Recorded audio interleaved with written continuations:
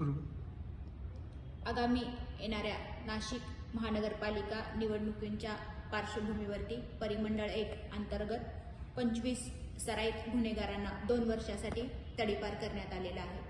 अजूनही याच्यामध्ये 20 प्रपोजल हे तडीपारच्या संदर्भामध्ये त्याचं कामकाज करण्याचं काम चालू आहे।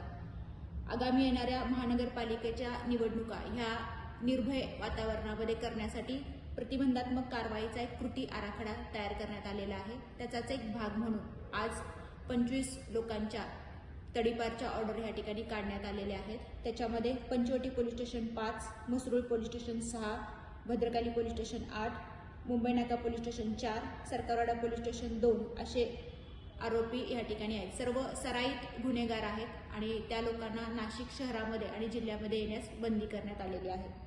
एकूण या ठिकाणी इलेक्शन पार्श्वभूमीवरती तात्पुरत्या स्वरूपामध्ये देखील काही आरोपींची तडीपार करण्याचं प्रस्तावित आहे। त्याची साधारणतः संख्या ही 175 पर्यंत आहे। येणारी पूर्ण निवडणुका ह्या निर्भय वातावरणामध्ये पार पडण्यासाठी माननीय पोलीस आयुक्त संदीप कर्णिक सर यांच्या मार्गदर्शनाखाली ही कारवाई करण्यात आलेली आहे आणि भविष्यामध्ये देखील अशी कारवाई सुरू राहणार।